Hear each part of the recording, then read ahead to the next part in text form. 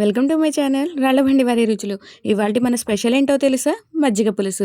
దీన్ని మజ్జిగ చారు అని కూడా అంటారు. ఈ మజ్జిగ పులుసుని ఒక్కొక్కరు ఒక్కొక్క స్టైల్లో చేస్తూ ఉంటారు. ఎన్ని రకాలుగా చేసిన మజ్జిగ పులుసుకి ఫ్యాన్స్ అయితే ఉంటారు. అందరూ మెచ్చే ఈ మజ్జిగ పులుసుని నా స్టైల్లో నేను ఏ విధంగా తయారు చేస్తున్నాను అనేది మీకు పరిచయం చేస్తాను. ఒకసారి మీరు కూడా నా స్టైల్లో ఈ మజ్జిగ పులుసుని తయారు చేసి మీ ఫ్యామిలీ మెంబర్స్ కి రుచి చూపించండి. నేను చెప్పినట్లుగా ఈ మజ్జిగ పులుసుని ఒక్కసారి ట్రై చేయండి.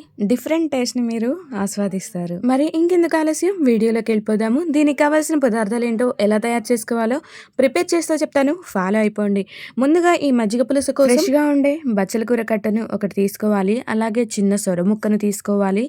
అలాగే ఒకటి ములక్కాడను, 4 వరకు బెండకాయలు, 2 టొమాటోలు, 2 పచ్చిమిర్చి, ఇంకా మీరు తీసుకునే పెరుగు యొక్క పులుపును బట్టి నిమ్మకాయను యాడ్ చేసుకోవాల్సి ఉంటుంది.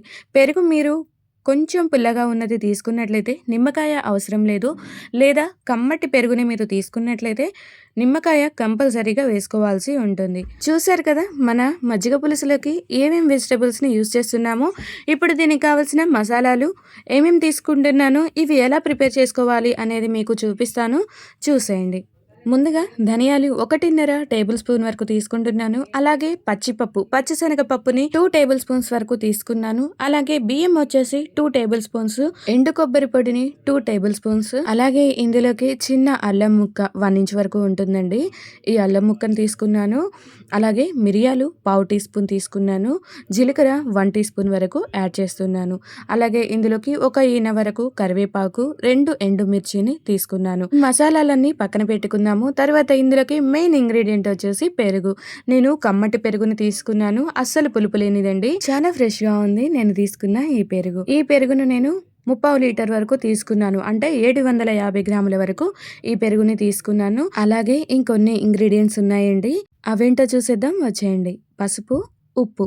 ఇప్పుడు ఈ మజ్జిగ పులుసుకి కావాల్సిన పదార్థాలన్నింటినీ చూసేసాం కదా. ఇప్పుడు ఎలా తయారు చేసుకోవాలి అనేది చూసేద్దాం, వచ్చేయండి. ఒక బౌల్ తీసుకొని ఆ బౌల్లోకి మనం తీసి పెట్టుకున్న మసాలాలు మొత్తం కూడా నానబెట్టుకోవాలండి. మనం చేసే ఈ మజ్జిగ పులుసులోకి మసాలాలను ఈ విధంగా ప్రిపేర్ చేసుకున్నారు అంటే మజ్జిగ పులుసు యొక్క రుచే చాలా బాగుంటుందండి.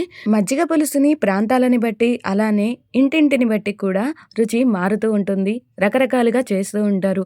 కానీ నేను చెప్పినట్టుగా ఈ స్టైల్లో మీరు మజ్జిగ పులుసుని తయారు చేసుకొని చూడండి. ఒక్కసారి మీరు ఈ రుచిని ఆస్వాదించారు అని అంటే ఖచ్చితంగా మీకు నచ్చి తీరుతుంది. ఈ మసాలాలతో పాటుగా మనం కరివేపాకును కూడా 1 ఈన తీసుకున్నాం కదా, ఈ కరివేపాకుని కూడా మసాలాలతో పాటే వేసుకొని కొన్ని వాటర్ని యాడ్ చేసుకొని మసాలాలు మొత్తం కూడా నానబెట్టుకోవాలి. మనం మజ్జిగ పులుసులోకి తీసుకున్న వెజిటేబుల్స్ అన్నీ కూడా కట్ చేసి రెడీ చేసుకునే లోపు మసాలాలు మొత్తం కూడా పూర్తిగా నానిపోయి ఉంటాయి. ఈ మజ్జిగ పులుసులోకి బచ్చల కూరను ఈ విధంగా ఆకులుగా కట్ చేసి వేసుకోవాలండి. ఆకులన్నింటినీ ఇలా తీసుకున్న తర్వాత కాడలన్నీ వేస్ట్ అయిపోతాయని మీరు అనుకోవచ్చు. లేదండి, లేత కాడలైతే మీరు పప్పు పోసి కూరగా కూడా తయారు చేసుకోవచ్చు, అప్పుడు బచ్చల కూర కాడలు అనేవి వేస్ట్ అవ్వవు. ఇక వెజిటేబుల్స్ మొత్తం కూడా మజ్జిగ పులుసులో తరిగి సిద్ధం చేసుకోవడమే.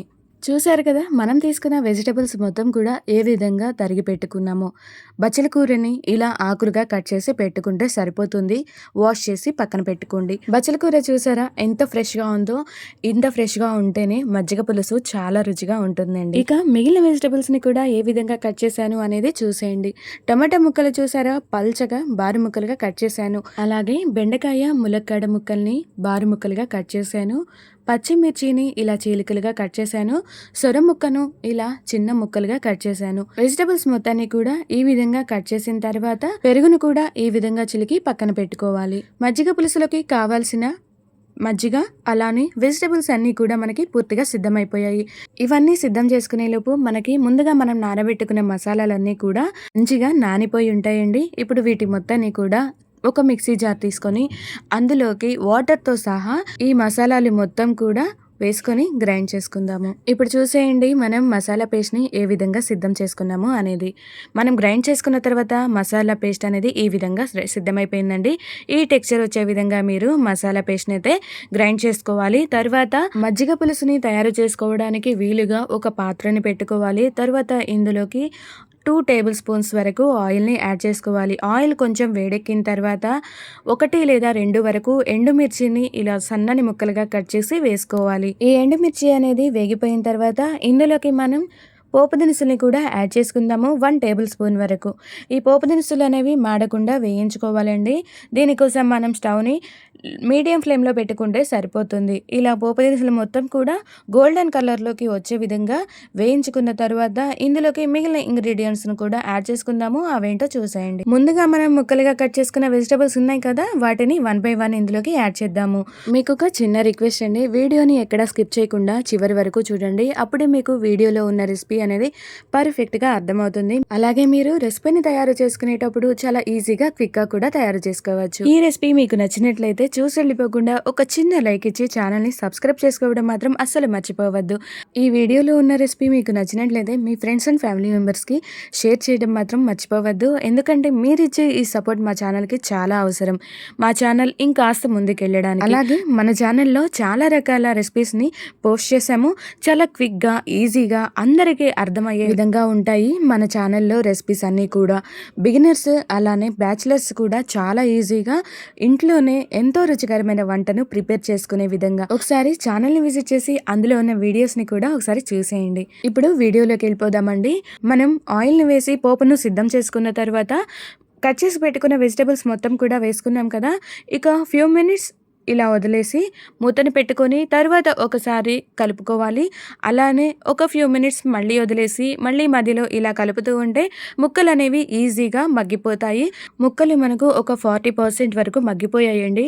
ఇప్పుడు ఇందులోకి ముందుగా మనం ఆకులుగా తీసి పెట్టుకున్నాం కదా బచ్చల కూర, ఈ ఆకులు మొత్తాన్ని కూడా ఇందులోకి యాడ్ చేసుకోవాలి. కట్ చేయని అవసరం లేదు, ఇలా ఆకులుగా వేస్తే సరిపోతుంది. బచ్చల కూర ఆకుల్ని మొత్తాన్ని ఈ విధంగా యాడ్ చేసుకున్న తర్వాత ఒకసారి ముక్కల్ని అలాగే ఈ ఆకుల్ని కూడా కలిపి పెట్టుకోవాలి. ఒక ఫ్యూ మినిట్స్ మనం మూతను పెట్టేసి వదిలేస్తే ఈ బచ్చల కూర ఆకులు కూడా మంచిగా మగ్గిపోయి ఉంటాయి. మూతను పెట్టి ఒక ఫ్యూ మినిట్స్ వదిలేసిన తర్వాత చూసేయండి, ఈ విధంగా మగ్గిపోయి ఉంది. చాలా బాగుంది కదా చూస్తుంటే. ఈ విధంగా మొత్తం మగ్గిపోయిన తర్వాత ఒకసారి ఇలా కలుపుకొని ఇందులోకి తగినంత పసుపుని కూడా యాడ్ చేసుకుందాం. ఇప్పుడు ఒకసారి ముక్కలు మొత్తాన్ని కలుపుకుందాము. చూసారు కదా, ఏ కొంచెం కూడా అడుగంటకుండా ముక్కలన్నీ కూడా మెత్తగా మగ్గిపోయాయి. మీకు చూపిస్తున్నాను చూడండి, అస్సలు అడుగంటలేదు. ఈ విధంగా మనం ఈ ముక్కలు మొత్తాన్ని కూడా అస్సలు అడుగంటకుండా చాలా జాగ్రత్తగా ముక్కల్ని మగ్గించుకోవాలి. ఇప్పుడు మిగిలిన ప్రాసెస్ తెలుసుకుందాము. మనం ముందుగా గ్రైండ్ చేసి పెట్టుకున్న మసాలాల పేస్ట్ ఉంది కదా, దీని మొత్తాన్ని కూడా ఇంకొన్ని వాటర్ని యాడ్ చేసుకుని ఈ టెక్చర్ వచ్చే విధంగా కలుపుకొని ముందుగానే మనం సిద్ధం చేసుకున్న మజ్జిగ ఉన్నాయి కదా, అందులో సగం మజ్జిగలో ఈ మసాలా పేస్ట్ మొత్తాన్ని కూడా యాడ్ చేసుకోవాలి. చూసారు కదా, ఈ విధంగా మజ్జిగలోకి మసాలా పేస్ట్ మొత్తాన్ని కూడా యాడ్ చేసుకున్న తర్వాత మజ్జిగలోకి ఈ మసాలా పేస్ట్ మొత్తం కూడా కలిసే విధంగా కలుపుకోవాలి. చూసారా ఏ విధంగా కలిసిపోయిందో. ఇప్పుడు ఈ మిశ్రమం మొత్తాన్ని కూడా మనం ముందుగా మగ్గించుకున్న ముక్కలు ఉన్నాయి కదా, ఇందులోకి యాడ్ చేసుకోవాలి. మసాలా ముద్ద కలిపిన మజ్జిగని ఇలా మొత్తాన్ని యాడ్ చేసుకున్న తరువాత మిగిలిన సగం మజ్జిగ ఉన్నాయి కదా, వాటిని కూడా ఇందులోకి యాడ్ చేసుకుందాము. గుర్తుంచుకోండి, ఇందాక సగం మజ్జిగలో మాత్రమే మనం మసాలా ముద్ద మొత్తాన్ని కలిపాము. ఇది మిగిలిన సగం మజ్జిగ. ఇప్పుడు వీటి మొత్తాన్ని కూడా ఇందులోకి యాడ్ చేసుకున్న తర్వాత ఈ విధంగా ఒకసారి కలుపుకొని ఒక ఫ్యూ మినిట్స్ అయితే మనం వదిలేద్దాము. కానీ ఈ మజ్జిగ పులుసు చేయాలంటే చూస్తున్నంత ఈజీ కాదండి, తయారు చేయడం చాలా కష్టం. ఎందుకంటే ఇది చేయడం సరిగా కుదరకపోతే మజ్జిగ విరిగిపోతాయి. మజ్జిగ స్టవ్ పైన పెట్టగానే విరిగిపోయే ఛాన్స్ చాలా ఎక్కువ. అందుకోసం చాలా జాగ్రత్తగా ఈ మజ్జిగ పులుసు అనేది తయారు చేసుకోవాలి. కొన్ని జాగ్రత్తలు పాటిస్తూ చిన్న చిన్న టిప్స్తో ఈ మజ్జిగ పులుసుని చాలా ఈజీగా పెట్టుకోవచ్చు.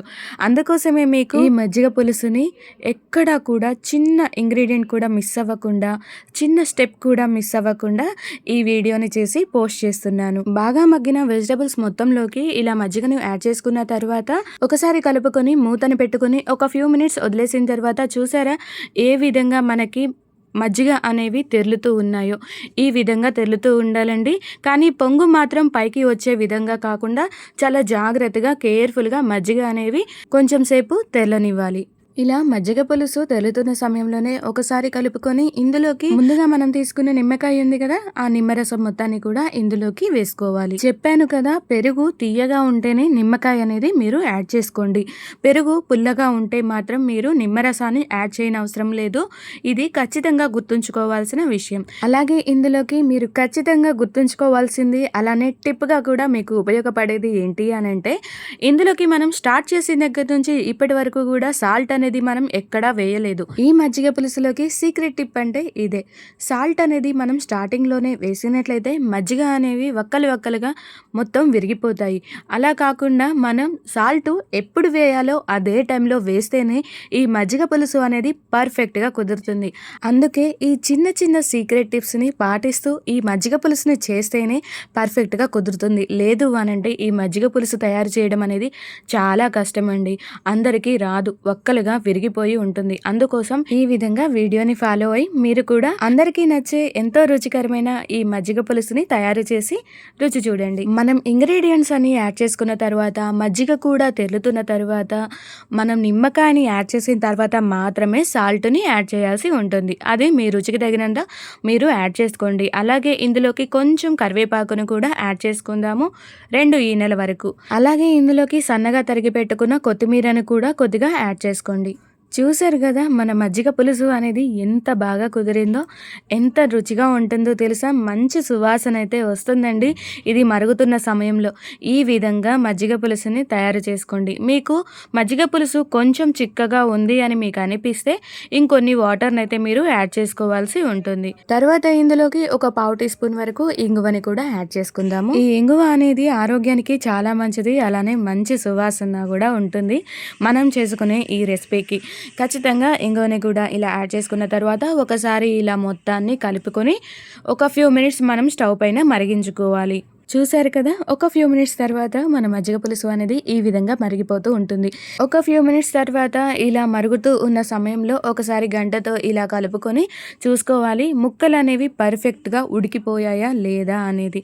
ఇప్పుడు మీకు చూపిస్తున్నాను చూడండి. మనం వేసుకున్న ముక్కలన్నీ కూడా పర్ఫెక్ట్గా ఉడికిపోయి ఉన్నాయి. ఈ విధంగా మజ్జిగ పులుసుని తయారు చేసుకొని మీ ఫ్రెండ్స్ అండ్ ఫ్యామిలీ మెంబర్స్కి రుచి చూపించండి. మజ్జిగ పులుసు అనేది పర్ఫెక్ట్గా సిద్ధమైపోయిందండి.